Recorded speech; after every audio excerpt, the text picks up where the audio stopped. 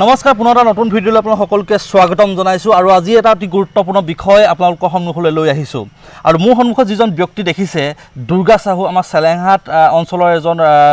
বিশিষ্ট ব্যৱসায়ী আৰু তেওঁ এখন গেলামালৰ দোকান আছে আৰু আজি তেওঁ এই যিটো অৱস্থাত আপুনি দেখিছে কিন্তু 3 বছৰ আগৰ যদি আপুনি তেওঁ ফটো চাই তেতিয়াহ'লে আপোনাৰ বিশ্বাস নহ'ব সেইজন ব্যক্তিয়েই এইজন আছিলে এনেকুৱা এজন ব্যক্তি বৰ্তমান আমাৰ মাজত এনেদৰে আছে আচলতে ক'ব লাগিব যে মৃত্যুৰ দুৱাৰদলিৰ পৰা তেওঁ উভতি আহিছে আসলে জমৰ ঘৰৰ পৰা উভতি আহিছে বুলি ক'ব পাৰি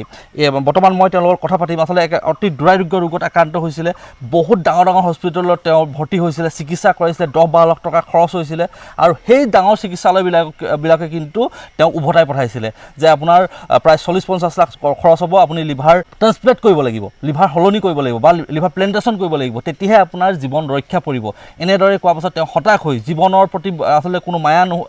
নাৰাখি জীৱনৰ আশা এৰি দি তেওঁ ঘৰলৈ উভতি আহিছিল কিন্তু হ'ল চমৎকাৰী এক ঘটনা সংঘটিত হ'ল যাৰ ফলত আজি এইজন ব্যক্তি মৃত্যুমুখী এজন ব্যক্তি আমাৰ দুৰ্গা চাহুদা আমাৰ মাজত আছে দুৰ্গা চাহুদা মই প্ৰথমতে আপোনাক স্বাগতম জনাইছোঁ এই যিটো যাত্ৰা কেনেদৰে আৰম্ভ হৈছিল আপুনি যিহেতু এক খুব জটিল ৰোগত আক্ৰান্ত হৈছিল লিভাৰৰ ৰোগত আক্ৰান্ত হৈছিল কেনেদৰে উপশম পালে আচলতে খুব এটা চমৎকাৰী গোটেই ঘটনাটো হ'ল অকণমান আমাক কওক মই একচুৱেলি প্ৰথমটো যোৰহাটত দেখুৱাইছোঁ যোৰহাটত যেতিয়া ভাল নাপালোঁ মই গুৱাহাটীত দেখুৱাইছিলোঁ তাতো মই যেতিয়া ইম্প্ৰুভ নহ'ল মই হায়দৰাবাদলৈ গৈছিলোঁ হায়দৰাবাদ AIG হস্পিটেললৈ গৈছিলোঁ তাতো তেওঁলোকে 6 মাহমান ট্ৰিটমেণ্ট কৰালে মই কৰোৱাৰ পিছত তেওঁলোকে পিছত 6 মাহৰ পিছত মই ইম্প্ৰুভ নাপাই পিনে ডক্টৰৰ লগত যেতিয়া কনচাল্ট কৰিলোঁ গোটেই কথাখিনি পাতিলোঁ যে ভাল হ'ব নহ'ব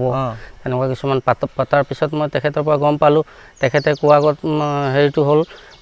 লিভাৰ প্লান্টেশ্যন কৰিব লাগিব লিভাৰ মানে আপোনাৰ হলনি কৰিব লাগিব আপোনাৰ পুৰণা লিভাৰটো কাটি দিব নতুন লিভাৰ লগাব লাগিব তেনেকৈ মানে প্লান্টেশ্যন বুলি ক'লে প্লান্টেশ্যন কৰিব লাগিব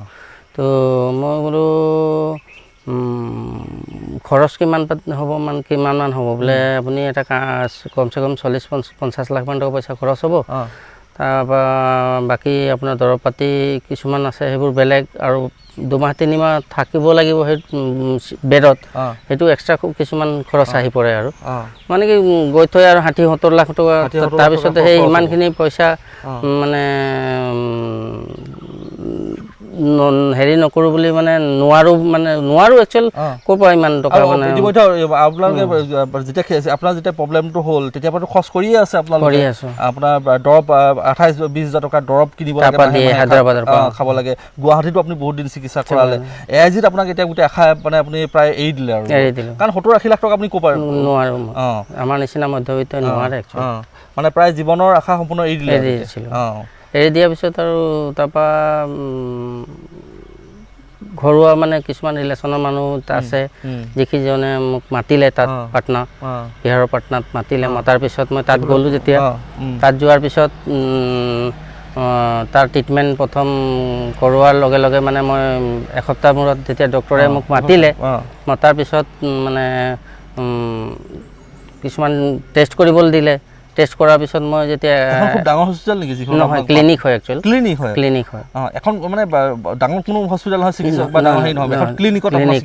হয় তেখেতে নিজে কিছুমান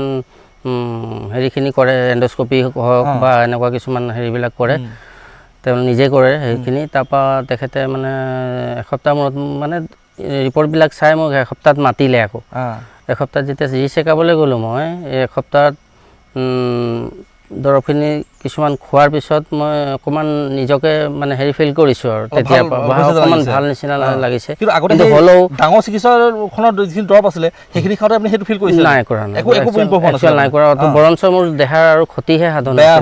হৈ গৈ আছিলে তাৰপিছত মানে যেতিয়া গ'লোঁ তেখেতৰ ওচৰত তেখেতে আকৌ সেই কিছুমান চেকআপ কৰিবলৈ দিলে ব্লাড টেষ্ট এনেকুৱা হেৰি কিছুমান কৰিবলৈ দিলে তেওঁ কৰাৰ পিছত আকৌ সেই এসপ্তাহ মূৰত মোক মাতিলে এসপ্তাহ তেনেকৈ এসপ্তাহ দুবাৰ অহা যোৱা কৰাৰ পিছত ডক্টৰৰ ওচৰত তেওঁ 15 দিনত মাতিলে মোক 15 দিনত মাতিলে মই 15 দিন মানে এসপ্তাহ আৰু 15 দিন মুঠতে মানে এমাহৰ ভিতৰত মই যথেষ্টখিনি ইম্প্ৰুভ হ'লোঁ নিজে কৰিব পৰা হ'লোঁ প্ৰথমতে ধৰি দিবলগীয়া হৈছিলে ধৰি নিবলগীয়া হৈছিলে তাৰপৰা মোক কিছুমান গাড়ীত বহিবলৈ হ'লেও মই মানে ধৰি পিনে বহাব লাগে ধৰি পিনে নমাব লাগে তেনেকুৱা কণ্ডিশ্যন হৈ গৈছিল একচুৱেলি মোৰ তো সেই এমাহৰ মূৰত 15 দিন যেতিয়া 15 দিন এমাহৰ পিছত যথেষ্টখিনি হেৰি পালোঁ তেখেতে 15 দিনৰ যেতিয়া মূৰত মই গৈছোঁ, এসপ্তাহত প্ৰথম গ'লোঁ, এসপ্তাহত আকৌ গ'লোঁ, দুবাৰ গৈ অহা যোৱা তাতে আছোঁ। তাৰপৰা 15 দিনত যিবাৰ মাতিলে তেওঁ সেই 15 দিনৰ ৰিপৰ্টখিনি চাই মোক এমাহৰ সময় দিলে, এমাহৰ দৰৱ লিখি দিলে। তেওঁ এমাহৰ ভিতৰত আহিলে হ'ব বোলে, 15 দিনত আহিব নালাগে। 15 দিনত যোৱাৰ পিছত তেওঁ এমাহৰ দৰৱ লিখি দিলে। এতিয়া মই আকৌ ৰিচেকআপলৈ গ'লোঁ, তেখেতে সেই আকৌ এমাহৰ মাতিলে মোক। এমাহৰ পিছত মাতাৰ পিছত আকৌ তেনেকৈ কৰি গৈ আছে। আৰু আপোনাৰ দৰৱবিলাকৰ দামবিলাক কেনেকুৱা, মানে সেই আগতে যিবিলাক আগৰখিনি বহুত কষ্টলি আছিলে একচুৱেল। এতিয়া যিখিনি তেখেতে এসপ্তাহত কিমানমান খৰচ হয় আপোনাৰ? এসপ্তাহ নহয়, একচুৱেল এমাহৰ দৰৱৰ মই হিচাপ পাইছিলোঁ। এমাহৰ দৰৱৰ মই যেতিয়া এসপ্তাহ মাতিছিলে, মই একচুৱেল হুচে নাছিলে, তেতিয়া নিজেই গম নাপাওঁ মই কি কৰিছোঁ কি নকৰিছোঁ বা ক'ত পঢ়ি আছোঁ কেনেকৈ, মই একোৱে গম নাপাওঁ। কিন্তু সেই এমাহৰ ভিতৰত মই যেতিয়া গৈছিলোঁ, তেখেতক লগ কৰিছিলোঁ, লগ পাই পিনে কথা বতৰা কিছুমান পাইছোঁ একচুৱেল পাইছিলোঁ, দেখিছোঁ যদিও মোৰ নিজে মানে সেইখিনি হুচ নাই মই কথা পাতিবলৈ মানে তেখেতৰ। কিন্তু এমাহৰ পিছত মই নিজে কথা পাতিবলৈ পৰা হ'লোঁ, তেখেতৰ লগত পাতিছোঁ। তেওঁ কৈছে যথেষ্ট আগতকৈ ইম্প্ৰুভ হৈছে, দৰৱ মানে কিছুমান বহুত দীঘলীয়া চলাব লাগিব আৰু খাব লাগিব, লাহে লাহে ইম্প্ৰুভ হ'ব আৰু সেইমতে ক'লে। তাৰপৰা তেওঁ দৰৱখিনি দি পিনে এমাহৰ মূৰত মই যেতিয়া ইয়ালৈ গুচি আহিলোঁ, মই এমাহৰ দৰৱ কিনি মেলি ধুনীয়াকৈ তাৰ সেইভাগে যেনেকৈ খাবলৈ কৈছিলে তেনেকৈ সময়মতে দৰৱখিনি খাওঁ। আৰু যিখিনি মানে লগত খাদ্য যিখিনি মই খাবলৈ মানে তেনেকৈ বেছি প্ৰটিন জাতীয় বস্তু খাবলৈ একচুৱেলি দিছিলে। তেতিয়া মই ৰাতিপুৱা সময়ত গোটা মগু চয়াবিন তিয়াই পিনে ৰাতি থৈ দিয়ে, ৰাতিপুৱা চেপি পিনে সেই চয়াবিন, কেঁচা চয়াবিনটো খাবলৈ দিয়ে। তাৰপৰা এনেকৈ গাখীৰৰ লগত অকণমান কৰ্ণফ্লেক্স দিয়ে। একচুৱেল প্ৰথম আৰু এটা কথা কৈছোঁ, এই কেঁচা পনীৰ একচুৱেল বহুত শক্তিশালী বস্তু হয়। কেঁচা পনীৰটো চিকিৎসকে পৰামৰ্শ দিছিল নেকি? নহয়, তাৰ ওচৰৰ মানুহে মোক কৈছিলে, কিন্তু চিকিৎসকে যিটো ভাল হয় আপোনাৰ কাৰণে, যিটো বেছি প্ৰটিন জাতীয় বস্তু সেইভাগে খাবলৈ কৈছিলে। কিন্তু একচুৱেল কেঁচা পনীৰটো বহুত প্ৰটিন আছে, ভিটামিন আছে। তেনেকুৱা মই কোনো মানে এনেকুৱা বস্তু ব্লাড বাঢ়িবলৈ কিছুমান বস্তু যিখিনি আমাৰ সাধাৰণতে খায়, সেইখিনি মই নাখাই পিনে মই একচুৱেল কেঁচা পনীৰটো মই ডেইলি ৰুটিনত আনি ল'লোঁ। এতিয়া আপোনাৰ সেই এমাহৰ যিটো কোৰ্চ কৰিলে আপুনি, ইম্প্ৰুভ পালে আপোনাৰ, যিটো আপোনাৰ টেষ্টটো কমি যায়, সেইটো আপোনাৰ কমি গ'ল, ইম্প্ৰুভ হ'বলৈ ধৰিলে, হিমগ্ল'বিনৰ মাত্ৰা বাঢ়িবলৈ ধৰিলে। কিমানলৈ গৈছিলে আপোনাৰ হিমগ্ল'বিনৰ মাত্ৰাটো? একেবাৰে তললৈ মোৰতো 6লৈকে গুচি গৈছে, 6.5লৈকে গুচি গৈছে। তাৰপিছত লাহে লাহে আপোনাৰ এইটো বাঢ়িবলৈ ধৰিলে। তাৰপিছত সেইখিনি দৰৱে কণ্টিনিউ ৰাখিলে। তেওঁ কণ্টিনিউ ৰখাৰ এমাহৰ পিছত মাতিছিলে, মই আকৌ গ'লোঁ। আকৌ তেনেকৈ এমাহৰ মূৰত মাতিলে, তাক আকৌ গ'লোঁ। তেতিয়া মোক 2 মাহত মাতিলে। তেওঁ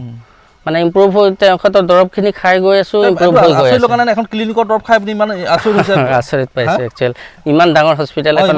নিচিনা হস্পিটেল য'ত আপোনাৰ লিভাৰ ট্ৰান্সপ্লেণ্ট হয়, ইমান ডাঙৰ ডাঙৰ চিকিৎসক আছে, তাৰ দৰৱ খাই আপোনাৰ একো ইম্প্ৰুভ নহ'ল। এইটো ভগৱানৰ চমৎকাৰ নে কাৰ চিকিৎসক? ভগৱানকতো একচুৱেল কোনো নেদেখে, কিন্তু মানে চবেই। আৰু একচুৱেল হয়তো তেখেতৰ মানে হেৰিও আশীৰ্বাদ থাকিবই লাগিব, নহ'লে তেখেতৰ আশীৰ্বাদ আছিল। আৰু সেই ভগৱান ৰূপী সেইজন চিকিৎসক, ভগৱান ৰূপী চিকিৎসক আখ্যা দিয়ে। তাৰপিছত আপুনি এমাহীয়া যিটো কোৰ্চ কৰিলে, এতিয়া আপুনি একদম ইম্প্ৰুভ, এতিয়া আপোনাৰ যিটো স্বাস্থ্য একদম সুস্থ সবল ফিলিং, কিবা অসুবিধা পায় নেকি আপুনি? অসুবিধা তেনেকৈ মোৰ একো নাই এতিয়া বৰ্তমান, একো অসুবিধা নাই। মানে তেনেকৈ মানে একচুৱেল বয়সো হ'ল, এতিয়া 50 চুবলৈ হ'ল, কথাটো কৈছোঁ। হ'লেও মানে যিটো হিচাপত থাকিব লাগে সিমানটো আৰু ডেকা ল'ৰা এটাৰ লগতো আৰু হেৰি কৰিব নোৱাৰোঁ। কিন্তু কথা হ'ল কি, যিমানখিনি সেই বয়সৰ অনুপাতে মই যিমানখিনি কৰ্ম নিজে কৰিবলগীয়া মই কৰোঁ, যথেষ্টখিনি কৰোঁ আৰু কৰিব পৰা হ'লোঁ মানে। মই কৈছোঁ দৰ্শকসকলক যে যেতিয়া তেওঁৰ যিটো ৰোগ হৈছিলে, তেতিয়া তেওঁ আজি 3 বছৰ পূৰ্বে তেওঁ যিটো চেহেৰা, আপুনি যিটো স্বাস্থ্য শৰীৰটো আপুনি দেখিলে আচলতে দুখ লাগিব, এনেকুৱা এক পৰ্যায়লৈ গুচি গৈছিলে, একদম দুৰ্বল ক্ষীণাই গৈছিলে, পাতল হৈ গৈছিলে। কিন্তু আজি আপুনি এতিয়া দেখিছে শৰীৰে কি ধুনীয়াকৈ এইজন মানুহ আছে। আৰু এখন ক্লিনিক, মাত্ৰ এখন ক্লিনিকত সেই চিকিৎসা চলিছিলে। হায়দৰাবাদৰ নিচিনা এখন ডাঙৰ বিখ্যাত, গুৱাহাটীৰ দৰে বিখ্যাত চিকিৎসালয়লৈ গৈ কিন্তু সুফল পোৱা নাছিলে। এখন ক্লিনিকত পাটনাৰ, বিহাৰৰ পাটনাৰ এখন ক্লিনিকৰ মাত্ৰ 2 লাখ টকাত তেওঁ এনেদৰে সুস্থ হৈ আহিলে। 2 লাখ মান টকাই খৰচ হৈছিলে আপোনাৰ? ইমান প্ৰথমতেও নাই যোৱা, গোটেই চিষ্টেমবিলাক আনোতে এতিয়ালৈকে মই মানে তাত চলি থকা প্ৰায় 2 বছৰ চিকিৎসাটো এতিয়া 2 বছৰ হৈ চলি আছে তাত 2 বছৰ 1.5 বছৰ 2 বছৰ তেনেকৈ এই 2 বছৰ আপোনাৰ কিমান মান খৰচ হ'ল যে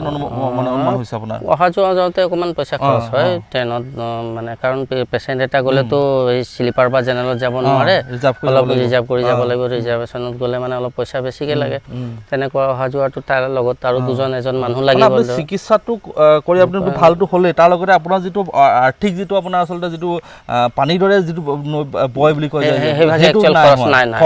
নাই হোৱা সেই এখন সৰু ক্লিনিক পাটনাৰ এখন সৰু ক্লিনিকত ডাক্তৰজনৰ নামটো কি আছিলে চন্দম মোহন কুমাৰ মোহন কুমাৰ পাটনাৰ ক'ত আছে এখন ৰাজাবাজাৰ আপুনি যদি মোক ঠিকনাটো দিয়ে মই একদম স্ক্ৰীনত লগাই দিম যদি কোনো লোকে তাত যাব বিচাৰে বা তেওঁলোকে যাব পাৰে আৰু লগতে দুৰ্গাদাৰ মই নম্বৰটো দি দিম দুৰ্গাদাৰ আপোনালোকক সহায় কৰিব পৰামৰ্শ আগবাঢ়িব যদি কোনোবা তেনেকুৱা ধৰণৰ ৰোগীয়ে যদি এই চিকিৎসালয়খনত বা এই ক্লিনিকত গৈ পিনি চিকিৎসা কৰাব যদি বিচাৰে তেতিয়াহ'লে এইখনৰ মই আপোনালোকক গোটেই ডিটেইলছ আৰু দুৰ্গাদাৰ নম্বৰটো মই দি দিম খুব আচলতে এটা চমৎকাৰী খুব আচলতে ভাল এটা খবৰ বুলি ক'ব লাগিব কাৰণ যেতিয়া লিভাৰ ট্ৰেন্সপ্লাণ্টৰ দৰে কথা আহে লিভাৰ যেতিয়া বেয়া হয় বা কিডনি বেয়া হয় ৰোগীয়ে হাহাকাৰ কৰিবলগীয়া হয় মানে কি কৰিব আমাৰ নিচিনা দৰিদ্ৰ বা আমাৰ নিচিনা যিবিলাক মধ্যবিত্ত পৰিয়ালবিলাক আমিতো মানে মৃত্যুৰ বাহিৰে আমাৰ পথ বেলেগ নাথাকে মানে আমি এৰি দিবলগীয়া হয় জীৱন আপুনি চাগে এৰি দিছিলোঁ মই একেবাৰে খাইৰে দিছিলোঁ আৰু মই আপুনি লিখি দিছে উইল কৰি দিছিলে মই ল'ৰা ছোৱালী গোটেইখিনি আগতে মই লিখি দিছিলোঁ মোৰ কি কি মানে ক'ত সম্পত্তি ক'ত কি মানে আছে আপোনাৰ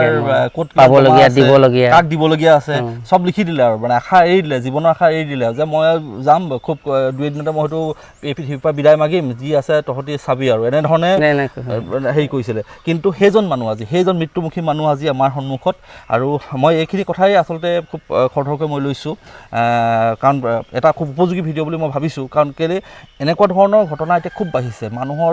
লিভাৰ প্ৰব্লেম হওক কিডনি প্ৰব্লেম হওক সাংঘাতিক ৰূপত বাঢ়িছে বিভিন্ন নিজৰ যি জীৱনশৈলী যেতিয়া আমি খুব আচলতে অনিয়মিত কিছুমান কাম কৰিবলৈ ধৰিছোঁ বা কিছুমান আমি বেয়া বস্তু খাবলৈ ধৰিছোঁ আৰু আমাৰ খাদ্যাভ্যাসবিলাক খুব বেয়া হোৱাৰ উপৰিও আজিকালি খাদ্য ভেজাল হৈছে খাদ্য ভেজালৰ কাৰণে আমাৰ অৰ্গেনিক যিবিলাক আমাৰ দেশৰ কিছুমান বস্তু বেয়া হৈছে যাৰ কাৰণে কিন্তু এতিয়া আমি বহুত যুৱক একচুৱেলি সেইজনেতো কষ্ট ভোগে লগতে পৰিয়ালটোকেও ভুগিবলগীয়া হয় গোটেই পৰিয়াল সাধাৰণ এটা ভুলৰ কাৰণে অকণমান নিজৰ মানে হেৰিৰ কাৰণে কিন্তু অনুতাপ হয়নে যে আপুনি যে আপোনাৰ জীৱন এতিয়া কৰোঁ যে আপুনি কি পৰ্যায়লৈ আপুনি জীৱনটো লৈ গৈছিলেগৈ একদম মানে বহুত মানে বিশৃংখলতা জীৱন লৈ গৈছিলে কি উপলব্ধি কওকচোন মই কৈছোঁ তাকে মই যিটো একচুৱেল ভুগিলোঁ আমি কোনো ইয়াত মানে কোনোবা এখন হস্পিটেলৰ বদনাম বা কোনোবা এখনৰ হস্পিটেলত মানে এডভাৰটাইজমেণ্ট বুলি নহয় একচুৱেল এই ভিডিঅ'টো এইটো কাৰণে কৰিছোঁ আৰু কিছুমান কথাও ক'ম মই যিটো ভুল কৰিলোঁ বেলেগে যাতে নকৰক মোক দেখি পিনে মোক একচুৱেল হেৰি কৰি পিনে হয়তো তেওঁলোকে অকণমান হ'লেও এই কিছুমান মানে হেৰি হওক যাতে তেওঁলোকে হওক বা তেওঁলোকৰ পৰিয়ালৰে হওক এটা পৰিয়াল যেতিয়া এনেকুৱা ধৰণৰ ৰোগী হয় আপোনালোকৰ পৰিয়ালটো চাগে একদম পুৰা ভাগি পৰিছিলে আৰু অৰ্থনৈতিকভাৱে বহুত ক্ষতি হ'ল আপোনালোকৰ ক্ষতি হ'ল কাৰণ ব্যৱসায়ী মানুহ ব্যৱসায়ৰ কাৰণে আপোনালোকে যদি সেইটো যদি আপোনালোকৰ এইটো ৰোগ নহ'লহেঁতেন হয়তো ব্যৱসায়ত আৰু উন্নতি কৰিব পাৰিলে মই যথেষ্টখিনি পিছুৱাই আহিলোঁ পিছুৱাই গ'ল তেনেকুৱা কথা মানে নিশ্চয়কৈ মই ধন্যবাদ জনাইছোঁ দুৰ্গাদাক আমি খুব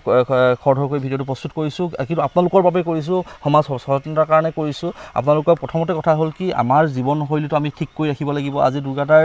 যি 3 বছৰ পূৰ্ব এটা বেলেগ এটা জীৱনশৈলী আছিল তেওঁৰ যিটো কাৰণে ফল ভুগি কিন্তু ভাগ্য ভাল আছিল তেওঁ এটা চমৎকাৰ হ'ল আৰু তেওঁ এজন প্ৰকৃত ভগৱানক লগ পালে মই প্ৰকৃত বুলি এইটো কাৰণেই কৈছোঁ যে ভগৱান আজিকালি ভগৱান ৰূপী ঢেৰ ভগৱান আছে কিন্তু প্ৰকৃত ভগৱান পোৱাটো কিন্তু খুব কঠিন কিন্তু ভাগ্য ভাল আছিল দুৰ্গাদাৰ ভাল ভাগ্য আছিল প্ৰকৃত এজন ভগৱান পালে যিজন ভগৱানে তেওঁক সেই মৃত্যুৰ দুৱাৰদলিৰ পৰা উভতাই লৈ আহিলে কিন্তু একাংশ চিকিৎসকে কিন্তু বহুত ডাঙৰ চিকিৎসকে কৈ দিছিল যে তোমাৰ আৰু উপায় নাই তুমি লিভাৰ ট্ৰেন্সপ্লেণ্ট কৰিব লাগিব তুমি তাৰ বাহিৰে তোমাৰ গত্যন্তৰ নাই তুমি 40 লাখ 50 লাখ তুমি জেপত লৈ আহা আমাক দিয়া আৰু আমি তোমাক লিভাৰ ট্ৰেন্সপ্লেণ্ট কৰি দিম আৰু একচুৱেল সেই পৰ্যায়টোলৈ যাবলৈ দৰকাৰে নাই কথাটো কৈছোঁ যদি নিজে ঠিক থাকে তেতিয়াহ'লে সেই মানে কিছুমান বেয়া অভ্যাসবিলাক এৰে তেনেকুৱা দৰকাৰ নাই তেনেকুৱা হেৰি আৰু বাকী যিটো মালিকে লিখি থৈছে আৰু তেখেতে কথাটো কৈছোঁ সেইটোতো আৰু চবৰে উপায় নাই কিন্তু কথা হ'ল কি নিজে বাচি থকাটো একচুৱেল নিজৰ কথা নিজৰ মানে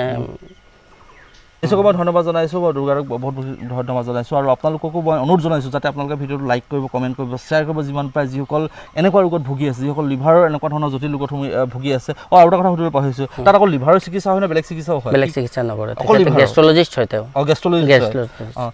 ঠিক আছে হ'ব ধন্যবাদ জনাইছোঁ আৰু সেই যিজন পাৰ্টনাৰৰ যিজন চিকিৎসকৰ মই ঠিকনা দি দিছোঁ আপোনালোকে ইচ্ছা কৰি যোগাযোগ কৰিব পাৰে বা যাব পাৰে যদি কোনো লোকে যদি দুৰ্গাদাৰ লগত কথা পাতিব বিচাৰে কিবা পৰামৰ্শ ল'ব বিচাৰে তেওঁলোকে ফোন কৰিব পাৰে আপুনি পৰামৰ্শ সহায় কৰিব ভিডিঅ'টো আপোনালোকে শ্বেয়াৰ কৰিব যিমান পাৰে শ্বেয়াৰ কৰিব লাইক কৰিব কমেণ্ট কৰিব আৰু মোৰ জ্যোতিপ্ৰসাদ ইউটিউব চেনেলটো আপোনালোকে ছাবস্ক্ৰাইব কৰি ৰাখিব ধন্যবাদ